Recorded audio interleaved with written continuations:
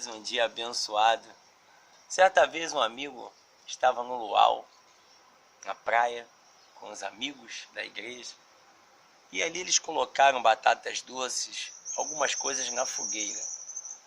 Mas a fogueira estava tão quente que ninguém conseguia chegar perto.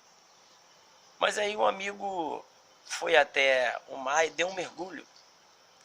E com o corpo molhado, ele com facilidade conseguiu chegar até o que ele queria na fogueira e pegar o que ele queria.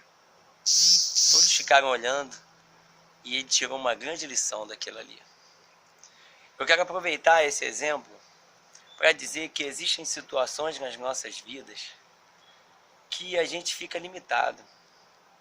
Mas se nós nos molharmos como ele se molhou, com a presença de Deus, aí sim nós conseguimos passar pelo fogo.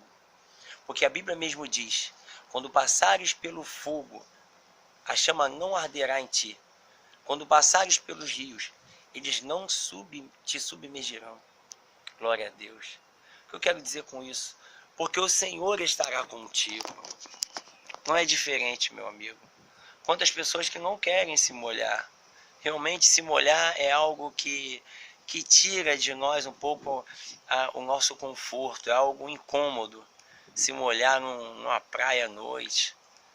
E a água também tira a nossa energia, o calor do corpo, nas áreas inguinais, nas axilas, no pescoço, na área da virilha. Por isso, quando a gente está lá um náufrago e cai na água, tem que fazer a posição de feto, que ele se encolhe todo e protege essas regiões para não perder calor do corpo.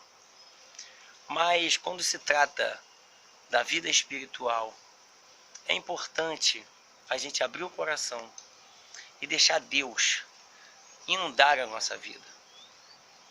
E a inundação de Deus na nossa vida nos dá a capacidade de passar pelas provações, pelas lutas, porque Deus será conosco.